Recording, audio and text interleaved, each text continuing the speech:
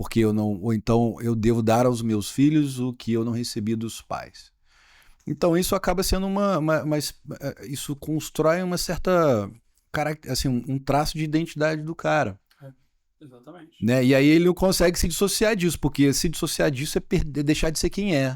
Cara, mas acho que pode depender, não? Porque assim, se a gente for pensar naquela coisa, se ele acreditou que isso é uma verdade, isso nunca foi uma verdade.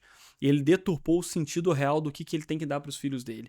Ele deturpou aquilo, e aquilo agora chegou num momento em que, em vez de ser só um combustível para ele ficar mais, sei lá, mais disponível para trabalhar, né? Então aquilo tá um combustível que tá implodindo ele. Sim. Então o que ele tá analisando que eu tenho que dar para meus filhos é uma coisa que não é o que um pai tem que dar para os filhos, é o que o Silas estava falando.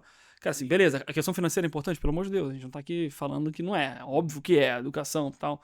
Mas existem alguns valores que um pai tem que passar pro filho que eles são inegociáveis, impagáveis. Uhum. E às vezes ele tá perdendo, e o que tá acontecendo agora, ele vai perdendo a presença com os filhos e acaba ficando um pouco mais mal-humorado dentro de casa, não consegue aproveitar a família, porque ele tá com uma ideia do que o que ele tem que dar para os filhos é uma outra coisa. Eu acho que é muito do tema que a gente propôs aqui hoje, né? O cara é responsável, é uma carga adequada.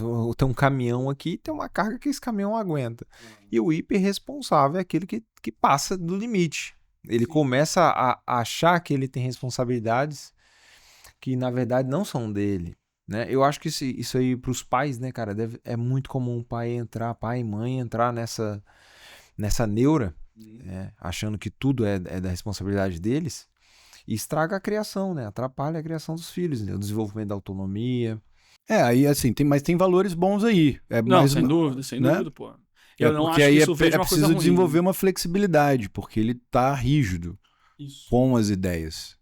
Com as crenças. Acho que o hiperresponsável e o perfeccionista é exatamente isso. Eles são muito rígidos. Isso, exatamente. Talvez esse é o trabalho a ser feito. Ele está fundido ali, né, com essas crenças. Por isso que o pensamento parece ser verdade. Né? Então o cara ele pensa e acha que... Porque assim, só Deus que cria as coisas quando pensa. Né? A gente cria as coisas e é só um... E aquilo sobe e depois volta de onde veio. É um movimento, assim, ó, fum.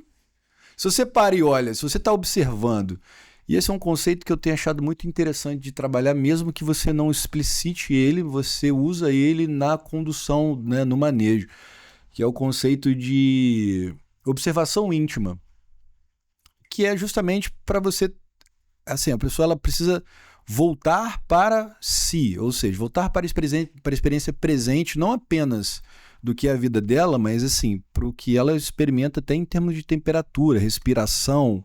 Para quê? Para que ela possa passar a observar o que surge nela, os movimentos que ela tem sem se identificar com eles.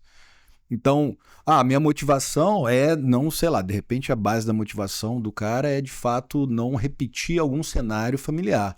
Aí, mais uma vez, a gente vai ter que entender esse cenário, a gente vai ter que entender como essa narrativa foi construída, quais foram as experiências que o cara teve, né? Porque pode ter sido um contexto de vida ruim, de fato. Claro. Não, sem dúvida. Às vezes, por exemplo, o cara passa... Para ele vencer na vida, para ele chegar onde ele está hoje, ele sofreu muito. Né? Ele teve que superar vários obstáculos. Então, eu falo, eu vou facilitar a vida dos meus filhos. Eu vou abrir caminhos aqui que não foram abertos para mim. Aí ele já, mais uma vez, ele está se hiperresponsabilizando. E aí ele quer, sei lá, resolver problemas que seriam dos filhos resolver, né?